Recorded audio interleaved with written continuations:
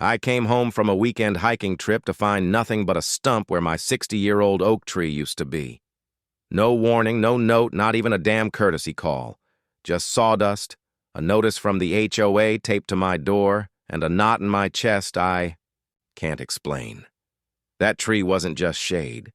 It was my dad's last gift before he passed. I remember the day we planted it. I must have been 8. He let me hold the hose while he dug. Told me, "One day you'll sit under this thing and I won't be here. But it'll be." I didn't understand it back then, but I did now, or at least I thought I did, until some smug board of overgrown hall monitors decided my family history wasn't aesthetically aligned. The note, printed in all caps like they were shouting from behind their laminate nameplates, read, "Tree removed due to noncompliance." With visual uniformity guidelines, per Article 5C, HOA Board approved unanimously. President Franklin Yates. I just stood there gripping the paper. My boots were still muddy from the trail. My hands were shaking, but not from cold.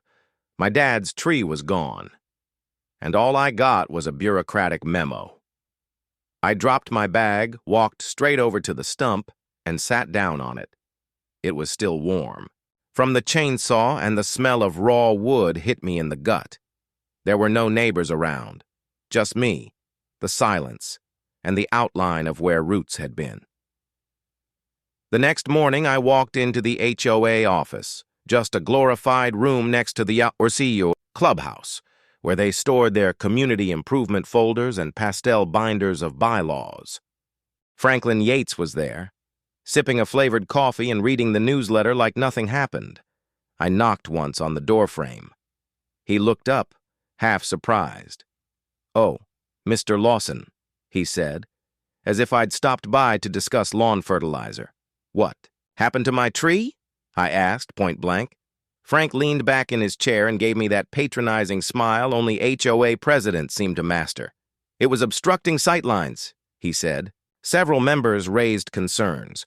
We reviewed Article 5C and—" "You cut down a tree planted in 1963 because someone didn't like the view?" Frank shrugged. "We have guidelines. Trees over 20 feet have to be reviewed annually, and yours wasn't submitted for height reapproval." I blinked. "What the hell is a height reapproval?" "It's in the addendum." "Which addendum?" "The January 2011 revisions." I swear I almost laughed. "You're joking, right? You destroyed a 6-decade-old oak and my only memory of my father because of some back-page clause in a packet no one reads?" Frank set his mug down. "If you'd like to file a formal complaint—" "Oh, I will," I said. "But not here." I went home and didn't speak to anyone for 2 days. Every time I passed the stump, I felt like I'd been robbed. Not of property, not even of peace, of connection, of something I couldn't put back once it was gone. Neighbors started noticing. A few came over. "Wasn't that tree there forever?" one of them asked. "Yeah," I said. "They took it down Friday." Another shook his head. "That's just wrong, man." I didn't have words. I just nodded. On the 3rd day, I opened a beer, sat down on my porch, and started thinking. Not feeling, thinking. Because grief is heavy, but anger is lighter. It floats if you give it purpose. I pulled out my HOA packet, started flipping through it. Half the text was vague legalese and self-important jargon, but I wasn't reading for clarity. I was reading for holes, and the holes were everywhere. No city permit for tree removal. No certified arborist signed off. No community-wide notice issued. Just an internal HOA vote with no transparency. I dug deeper, went online, searched for our neighborhood's zoning laws, environmental impact regulations, tree preservation codes. The city's website had a whole page about legacy trees. Any tree over 50 years old, especially heritage oaks, protected by local ordinance. Removal required city approval, not just HOA permission. That's when I realized they'd screwed up, badly, and I wasn't going to scream or protest. I wasn't going to post angry Facebook rants or start a petition. No, I was going to do exactly what they did, but better. I pulled the old city parcel maps, started tracing property lines, looked up the HOA's pride and joy, the front lawn common space they bragged about in every newsletter. It was big, green, perfectly mowed, full of ornamental landscaping, little garden lamps, and 24 sprinkler heads running 12 hours a day. But there was one thing missing, a landscaping permit. And by the time I found the right document buried in the city's public record system, I realized something delicious. They never had one. All that grass, illegal, all that irrigation, non-compliant. And best of all, I had the paperwork to prove it.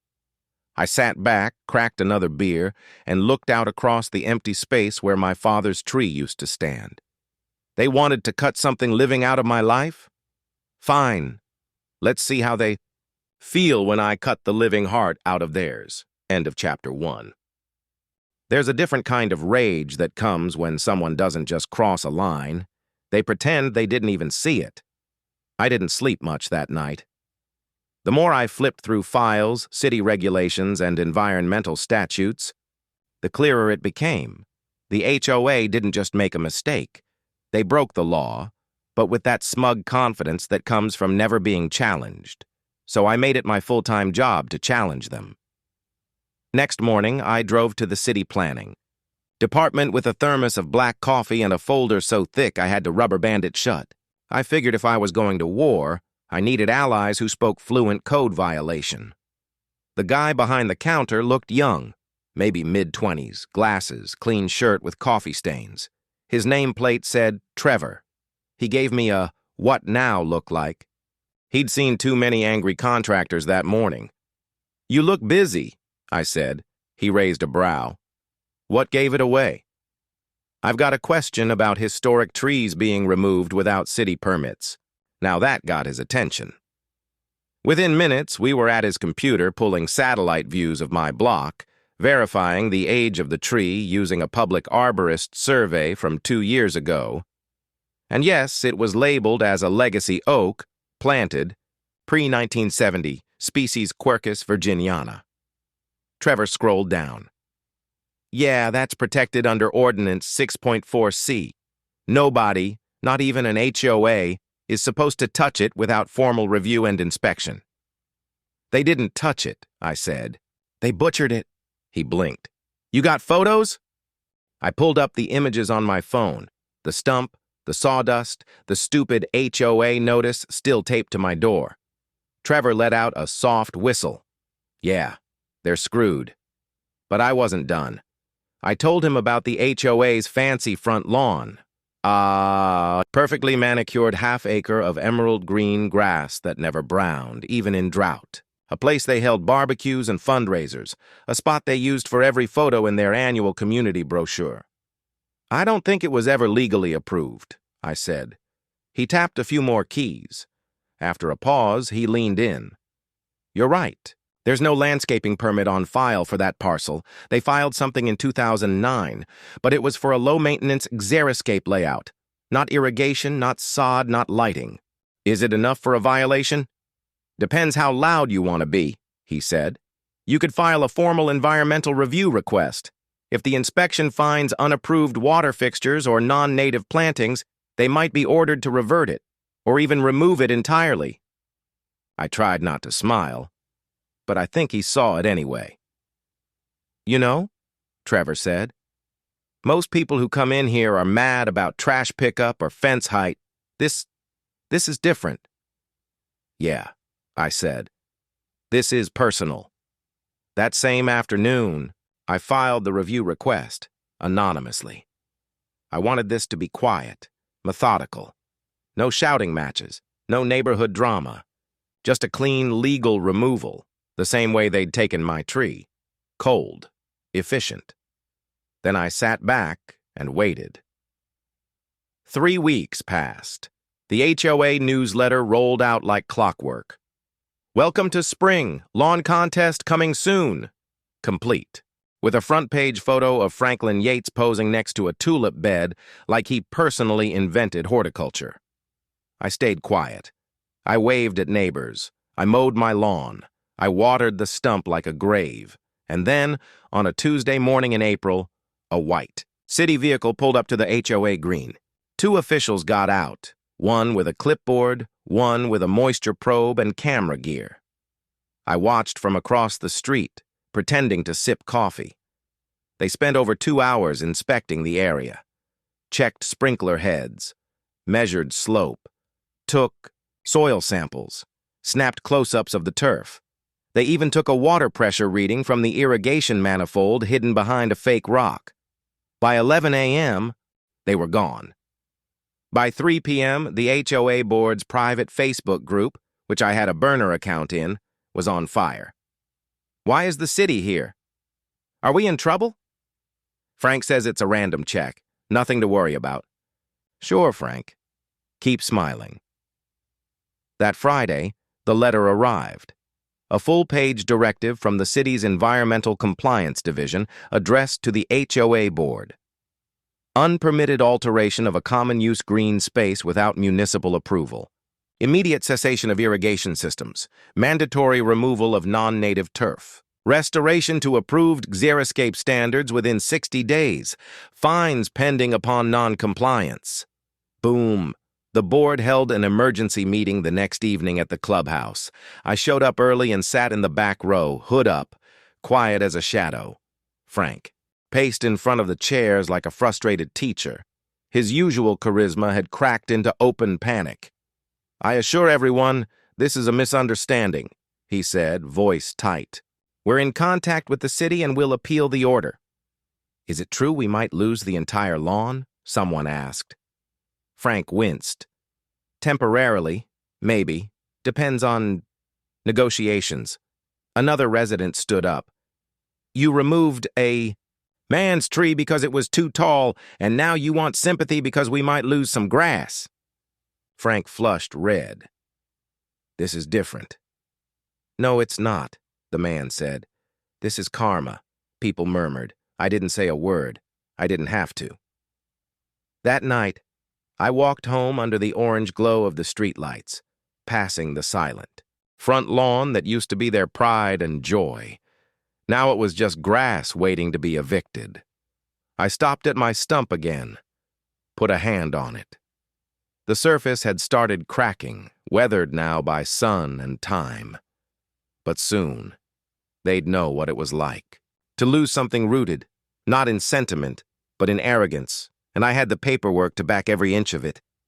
The funny thing about paperwork? It doesn't argue. It doesn't scream. It just sits quietly in a manila envelope until it explodes, and on that Monday morning, it finally did. I was pouring my second cup of coffee when I heard the sound of trucks, not lawnmowers, not HOA maintenance vans. These were city inspection vehicles, 2 of them, followed by a third one from environmental enforcement. I watched them roll to a stop right on the HOA's beloved lawn like they owned the place, because technically, after that order, they kind. Of did out stepped a tall woman in reflective vest and boots, clipboard in hand. She moved like she'd done this before, the calm confidence of someone who's seen more code violations than birthdays. Behind her, a pair of city workers began unloading gear. Survey tools, ground sensors, water flow gauges. I didn't bother pretending to be surprised. I just pulled a chair onto my porch, popped my phone in my pocket, and sipped slow. Across the street, Frank Yates came running out of the HOA office in a panic, tie half straight, waving his hands like he could stop a legal avalanche with body. Language. Excuse me, this is a private common space. The city official barely looked up.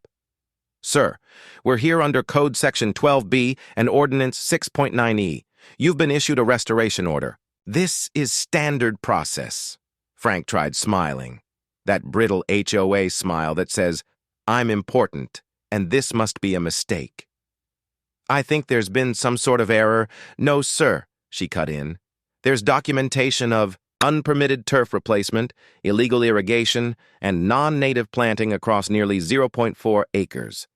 It's in the system. You had 15 days to respond. You didn't.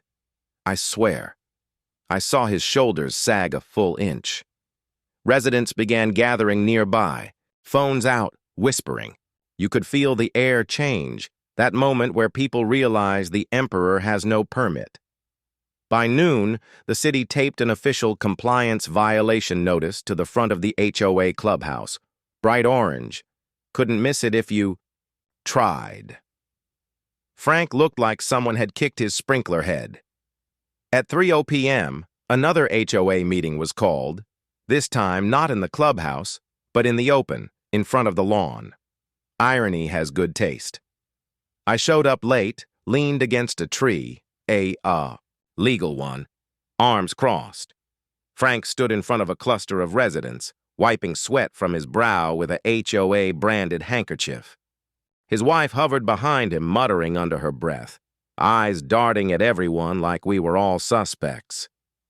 Due to some misfiled paperwork from over a decade ago, Frank began, the city is, unfairly, in my view, demanding that we remove our community green space. Someone in the back interrupted. Didn't you just cut down Lawson's tree for not having the right paperwork? Frank stuttered. That situation was different. Another voice. Not to us, it wasn't us, crowd murmured. People crossed arms. Phones were filming. Frank tried to salvage his dignity. Look, I've contacted the city attorney. We're going to appeal. On what grounds? I asked. Loud enough this time. All heads turned. Frank blinked at me. Excuse me? You filed no permit, no assessment, installed a full irrigation system without authorization. That's not an error. That's negligence. He stiffened. Do you have evidence of that? No, I said. But the city does. His face flushed. You filed the complaint, didn't you? I just stared at him dead calm. Nope. I just read the rules. Didn't you? That night, the HOA group chat was chaos. People demanded answers. Some supported Frank. Most were fed up. One neighbor asked if she'd be fined for planting daisies in her own yard, while the board couldn't follow their own landscaping codes. Others started asking deeper questions. Who approved the budget for the lawn? Who chose non-native sod during a drought year? How much money had been spent on maintenance and water bills? Turns out the HOA treasury wasn't just arrogant, it was sloppy. By the end of the week, the city delivered the full fine report, $9,000 in penalties, $4,200 for unauthorized water. Used $6,500 to hire a licensed company to remove the turf, strip the irrigation lines, and return the space to native, dry-friendly landscaping. In 45 days, Frank tried to blame the last president. The last president blamed the landscaper. The landscaper blamed whatever document they emailed him years ago. I didn't say a word. I didn't have to. Because karma doesn't need a press release. It just needs a deadline. One evening, about a week later, I walked by the lawn just as the removal crew started work. The sound of turf being peeled up in thick rolls was almost soothing. Frank was standing nearby, arms crossed, face blank. He didn't even notice me until I was 5 feet away. You think you've made your point? He muttered. I shrugged. I didn't make the point. You did. I just made sure it was. On paper. He looked at the crews behind him, tearing up the HOA's pride like it was a mistake in a coloring book. I loved that lawn, he said quietly. I nodded. I loved that tree. We didn't speak after that. A few of my neighbors approached me over the next few days. Some just nodded in passing. One older man, Tom, lived 2 houses down, actually came to my door with a folding chair and a six-pack. I don't know if it was you or not, he said, popping a can. But damn, you handled it like a surgeon. I didn't want revenge, I told him. I wanted balance. He raised his can. Well, here's to roots, the kind you don't rip out unless you're ready to bleed. That week, I ordered a small custom plaque, just 6 inches wide. Nothing flashy. I screwed it into the face of the old stump in my yard. In memory of something real. And beneath that, smaller letters. You buried mine. I uprooted yours. The trucks arrived at 7:42 a.m. on a Thursday. 2 flatbeds, a skid steer loader, and a crew of 6 in city vests with hard hats and demolition gloves. It felt like a funeral, but the kind where you don't cry. The kind where you cross your arms, sip your coffee, and watch karma drive an excavator. I stood on my porch again, same spot, same mug, same quiet satisfaction. The HOA's perfect emerald lawn, their pride, their centerpiece, their brochure front page, was about to be peeled, up like a bad rug, and this time, nobody could stop it. The city team didn't waste time. One guy chalked off zones, another walked the perimeter taking photos, documenting every square foot of non-compliance. Sprinkler heads popped like soda cans under boot heels. Rolled sod tore off in green, muddy strips and stacked like the bodies of mistakes. And across the street, Frank Yates stood in front of the clubhouse looking like he'd swallowed a thumbtack. His HOA board stood behind him like a failed jury, silent, shifty-eyed, avoiding contact with the very neighbors they'd used to control with citations and passive-aggressive newsletters. But now, they were the ones getting corrected. By 9:00 a.m., a crowd had gathered. Some folks had folding chairs. One guy brought donuts. A couple of teenagers were live-streaming the whole thing on TikTok. "Welcome back to Lawnageddon 2025, one of them joked into his phone, panning across. "The scraped soil. That's what you get for killing old man Lawson's tree, bro." I didn't ask them to say it, but I'd be lying if I said it didn't hit just right.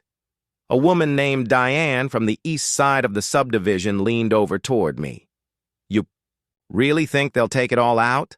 I nodded. "City order, 0 tolerance." She shook her head in disbelief. "I remember when they fined me $300 for having wind chimes, but this is beautiful." By noon, the front lawn was gone. Not trimmed, not shaved, gone. The rich, lush grass, torn out down to the clay, the irrigation lines, dug up and stacked in coils like dead snakes, the flower beds, bulldozed, the faux decorative stones and welcome home sign, shoved onto a trailer like scrap metal. All that was left was brown, scorched dirt, the kind that stares back at you and says, "This was fake, and now it's gone." Frank tried once, just once, to stop the crew. He marched over to the supervisor, face red, HOA name badge crooked. "This is excessive," he shouted. "There has to be an appeal process." The supervisor didn't even look up from his clipboard. "Sir, you had one 30 days ago. You didn't file." "But we're trying to fix it." The man finally looked up, calm but firm. "You've been in violation for over a decade. Fixing it now isn't compliance, it's panic. And we don't reverse process for panic." Frank opened his mouth again, but whatever argument he had crumbled like the grass under his feet. He turned and walked off without another word. The HOA board trailed behind him like mourners. That evening, I took a walk. Past the lot where the lawn used to be. Past the yellow caution tape and the stack of uprooted flower pots. Past the hollow husk of everything the HOA once held sacred. And right there, in the middle of it all, was a new sign the city had installed. Laminated and bold. Area under environmental restoration. Native plant reclamation in progress. Do not enter. That meant no resodding, no replanting without city approval. That land would now be returned to dry native grass, low-water shrubs, and desert brush, which meant brown, natural, unmanicured, HOA's worst nightmare. Later that week, a local newspaper picked up the story, "HOA lawn torn out by city after years of code violations, residents divided." I laughed at the word divided. Everyone I'd talked to was either thrilled or pretending not to be involved. Frank, meanwhile, was in damage control mode. An emergency letter was mailed out to all residents. Due to unforeseen regulatory overreach, our community will temporarily lose the green space while we assess restoration efforts. We thank you for your patience during this time. Unforeseen, huh? You had the notice. You had the permit violations. You even had the complaints. But what you didn't have was humility. The next HOA meeting was the smallest I'd ever seen. Barely a dozen people showed up. Frank looked tired, smaller somehow. Gone was the loud voice, the sharp posture, the faux authority. He sounded like a kid rehearsing an apology he didn't mean. We are working with landscape architects to design a sustainable future for the front lot, he mumbled. We, understand that mistakes were made. Someone in the back said, yeah. We made the mistake of trusting you. Another added, when's your term up again? I didn't speak, just listened. And somewhere in that quiet, his power cracked. Not because I shouted, but because I didn't need to. By the following month, Frank stepped down. Technically, he resigned for personal reasons. Unofficially, he lost the community, and without control, he had nothing left to micromanage. New HOA president was voted in. Someone younger, less power-hungry, more let people live than enforce paint colors. The vibe in the neighborhood shifted. People started planting what they liked. Kids started playing in front yards again without fear of noise complaints. And me? I planted a new tree in my backyard, not in the front. This one was a Texas red. Oak. Fast-growing, strong, deep-rooted. I gave it space. I gave it time. I didn't need anyone's permission. A month later, I came out one morning to find a small note taped to my door. No HOA letterhead. No warning. Just a handwritten message on a torn envelope. I still think you went too far, but I understand now. F. I folded it up and tucked it inside the old folder where I kept the original violation notice about my dad's tree. Funny thing, both pieces of paper came from the same place, but only one of them ever made sense. The front lawn was still bare dirt the day the HOA newsletter came out, one final glossy relic of a regime that no longer ruled. The masthead was the same, but everything else had changed. No contests, no garden awards, no patriotic landscaping themes. Just a line at the bottom of the page that said, "New planting plan pending city approval. HOA appreciates your patience during environmental restoration." Translation: We lost. Please stop asking. I folded the letter and slid it into the back of the same file folder where I'd kept all the originals. The tree removal notice, the ordinance violations, the city's takedown order. That folder had started as a symbol of frustration. But now, it was something else. A trophy. Not flashy, not public, but proof that sometimes the little guy doesn't have to scream. He just has to read the fine print and hold the line. The community felt different after that. People weren't scared anymore, at least not the way they used to be. Nobody was measuring mailbox heights. Nobody was stalking trash can placements on Ring cameras. The new HOA board even sent out a message saying they were revisiting enforcement priorities. Whatever that meant. All I knew was, neighbors who used to avoid eye contact were now waving again. Even the ones who once rolled their eyes at my old oak tree started asking questions like, "Hey, what kind of tree is that new one you planted? Is it drought tolerant? Mind if I borrow your arborist's number?" Funny how people notice life more once they've seen what loss looks like. One afternoon, I got a knock on the door. It was Diane from down the street, the one who brought me cookies during the demolition week. She was holding a clipboard and a hesitant smile. "Hey," she said, "we're organizing a new memorial garden for the community. Native plants only, city approved, something low water, sustainable. Would you—" She paused. "Would you help? Design it?" I looked at her for a second, then glanced at the young red oak in my backyard, still only shoulder high but already standing proud. "Yeah," I said. "I'd like that." We picked a corner near the playground. Nothing flashy. Just a small piece of soil the city said we could use. No sprinklers, no fake turf. Just a clean, dry parcel where we planted a mix of sage, bluebonnet, prickly pear, and wild grasses. And right in the middle of it, we planted a tree, not a massive one. Just a sapling, native, sturdy, local. As we covered its roots, Diane leaned over and said, "This one's gonna have stories, huh?" I smiled. "It already does." About a month later, I got a check in the mail, $2,400, settlement for unauthorized destruction of protected flora. It wasn't a fortune, but it wasn't about money. It was acknowledgement. The city had ruled in my favor after reviewing everything. The HOA, under its new board, accepted the decision without appeal. No drama, no meetings. Just a short apology letter signed by the board. "We regret the removal of your tree and the emotional distress caused. We commit to a more transparent and compliant future." I folded that one up too. Didn't feel like a trophy. Felt like closure. I used part of the money to upgrade my backyard. Nothing major, just added a bench under the red oak, a few native shrubs, and a bird bath that somehow attracted half the neighborhood cardinals. That little bench became my new spot, where I'd sit in the evenings, listen to the wind, and sometimes, just sometimes, I'd think about my dad.